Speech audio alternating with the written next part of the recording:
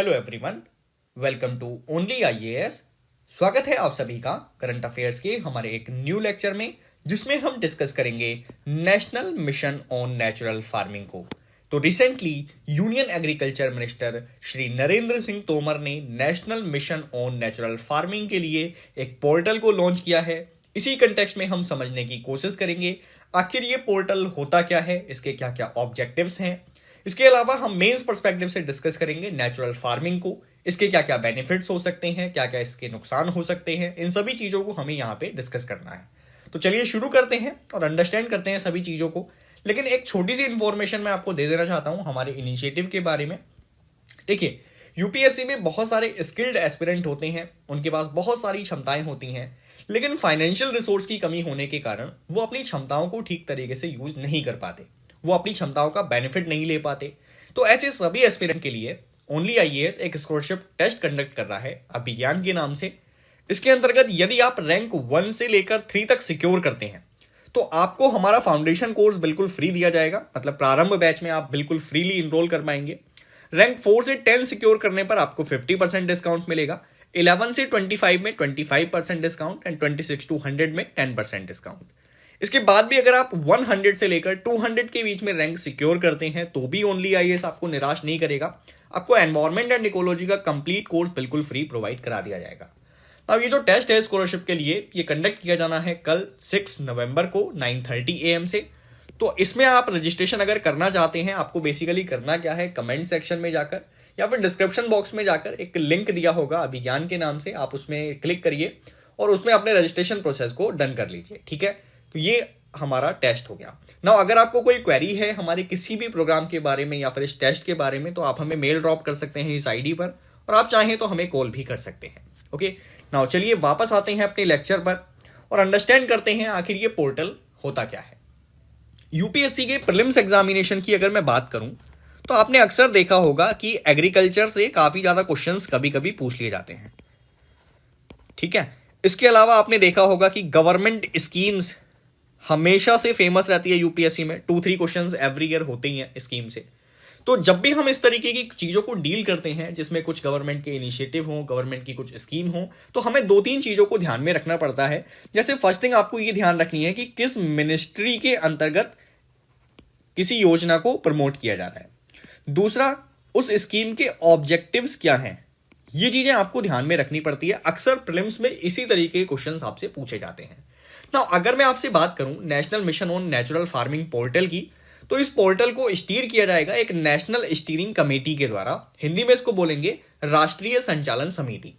अब इस समिति के अध्यक्ष कौन होंगे, इसके चेयरमैनशिप करी जाएगी मिनिस्ट्री ऑफ एग्रीकल्चर में जो मंत्री होते हैं, यानी कि कृषि मंत्री, वो इसकी चेयरमैनशिप को करेंगे। ठीक है, अब अगर ऑब्जेक्टिव्स की बात करें तो आपने अक्सर देखा होगा जब भी आप किसी पोर्टल पर विजिट करते हैं तो वहां पर कुछ टैब्स होती हैं। जैसे सबसे पहले तो अबाउट द मिशन लिखा होगा कि आखिर हम नेचुरल फार्मिंग के लिए किस मिशन को लेकर चल रहे हैं, क्या क्या हमारी एक्सपेक्टेशंस हैं नेचुरल फार्मिंग को लेकर, इन सभी चीजों को अबाउट वाले सेक्शन में दिखाया गया होगा।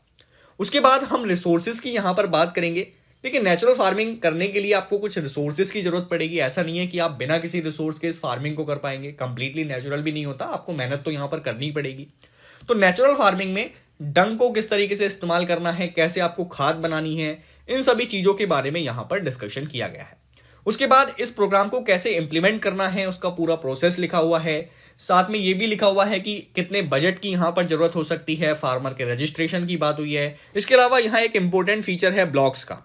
नाउ ब्लॉग्स के अंतर्गत होता क्या है, किसानों के बहुत सारे डाउट होते हैं, जैसे नेचुरल फार्मिंग को कैसे प्रमोट करना है, कैसे हम इसका प्रसार कर सकते हैं, क्या क्या चीजों का हमें ध्यान रखना है अगर हमें नेचुरल फार्मिंग करनी है, तो कैसे हम अपनी फसल को प्रोटेक्ट कर सकते हैं। तो इस तरीके के जो क्वेश्चंस होते हैं किसानों के, उनको ब्लॉग के माध्यम से यहां सॉल्व किया जाएगा। ओके, नाउ अगर ऑब्जेक्टिव्स की बात करें तो इसके 2-3 मेजर ऑब्जेक्टिव्स हैं।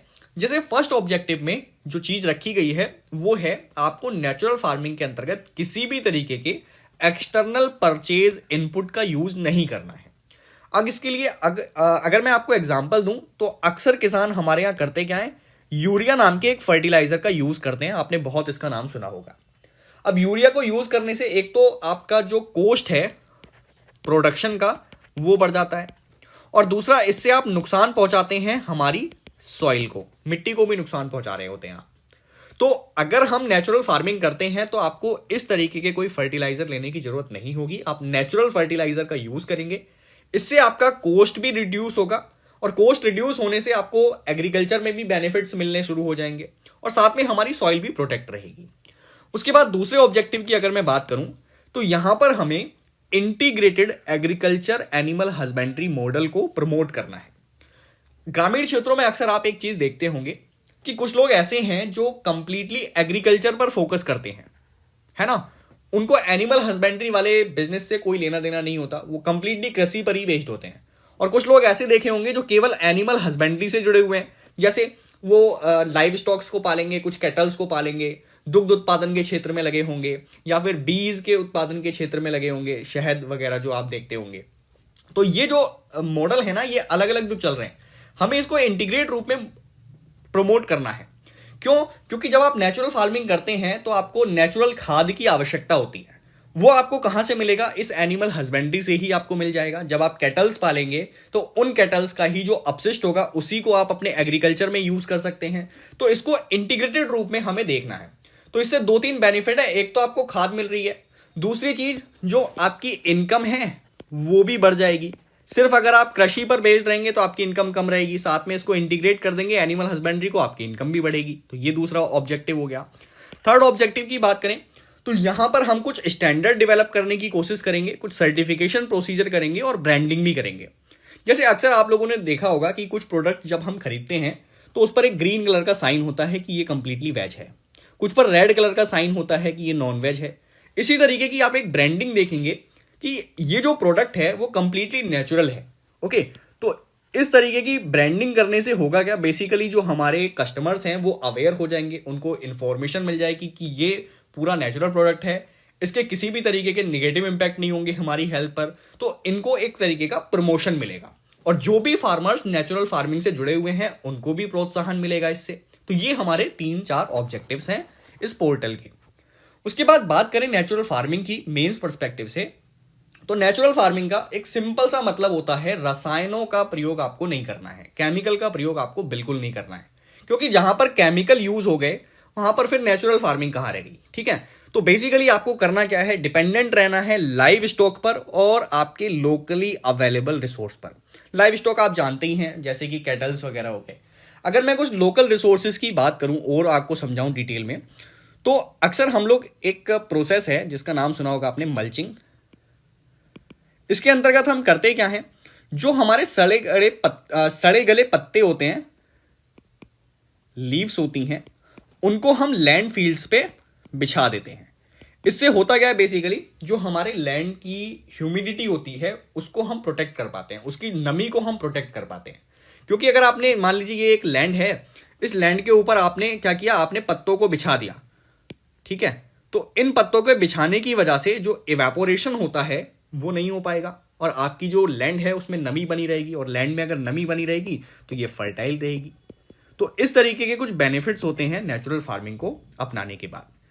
अब ये जो नेचुरल फार्मिंग है, ऐसा नहीं है कि हम अभी कुछ को पोर्टल बना के इसको प्रमोट करना शुरू कर रहे हैं। हमारे यहाँ पर एक स्कीम चलाई गई थी पहले, परंपरागत कृषि विकास योजना, और इसके अंतर्गत एक प्रोग्राम लॉन्च किया गया था, भारतीय प्राकृतिक कृषि पद्धति प्रोग्राम। इसके अंतर्गत भी नेचुरल फार्मिंग को प्रोटेक्ट करने का काम किया गया था। ठीक है, तो ये चीजें भी आपको ध्यान रखनी है। अगर आपको जैसे मेंस में यूज करना है कि कौन कौन से गवर्नमेंट के स्टेप्स लिए गए हैं नेचुरल फार्मिंग को प्रमोट करने के लिए, तो आप इन सभी योजनाओं का नाम लिखेंगे ना। अगर हम बेनिफिट्स पर आए कि नेचुरल फार्मिंग के बेनिफिट्स क्या हैं, तो सबसे पहला बेनिफिट जो इंटरनेशनल लेवल पर आपको देखने को मिलता है वो है, इसको एक रीजनरेटिव एग्रीकल्चर प्रैक्टिस के रूप में रिकॉग्नाइज किया जाता है।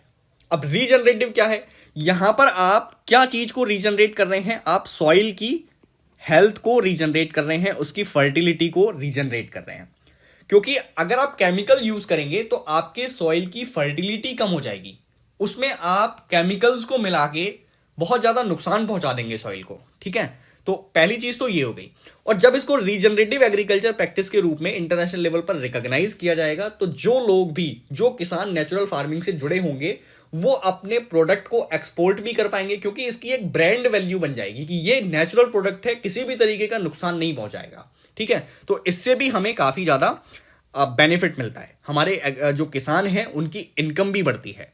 सेकेंड थिंग, हमने क्या किया है, हमने 24 तक और 25 तक हमारे किसानों की आय को डबल करने का एक ऑब्जेक्टिव रखा है। अब किसानों की आय आपको डबल करनी है तो दो तीन चीजें हो सकती हैं। या तो आप किसानों को ज्यादा आर्थिक सहायता देना शुरू कर दीजिए, जैसे किसान सम्मान निधि के अंतर्गत भी यहां पर कुछ इंस्टॉलमेंट्स में किसानों को पेमेंट किया जाता है, डीबीटी किया जाता है, डायरेक्ट बेनिफिट ट्रांसफर। दूसरा ऑप्शन ये हो सकता है कि किसान जो एग्रीकल्चर प्रैक्टिस में लगे हुए हैं, आप उनके इनपुट कॉस्ट को कम कर दीजिए, उनके फर्टिलाइजर कॉस्ट को कम कर दीजिए। तो इससे क्या होगा, इससे भी उनके एग्रीकल्चर में काफी ज्यादा फायदा होगा। वो जब किसी एक्स्ट्रा चीज को नहीं खरीदेंगे तो इनका सीधा लाभ उनको, किसानों को मिल पाएगा और उनकी इनकम में बढ़ोतरी होगी। साथ में हमने इसको लाइव स्टॉक के साथ इंटीग्रेट कर दिया, जो हमारा मिशन है। ओके, तो इससे भी इनकम जो है वो बढ़ती हुई दिखाई देगी। उसके बाद बेटर हेल्थ फॉर ह्यूमंस।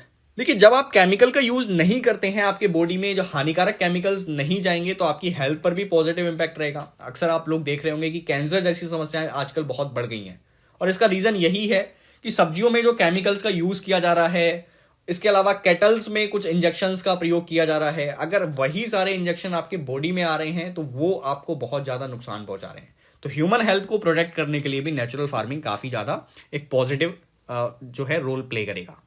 उसके बाद नेक्स्ट बेनिफिट की बात करें तो ये सॉइल फर्टिलिटी को रिस्टोर करेगा, इसकी बात हम पहले ही कर चुके हैं, और साथ में एनवायरमेंट की हेल्थ को भी प्रोटेक्ट करेगा।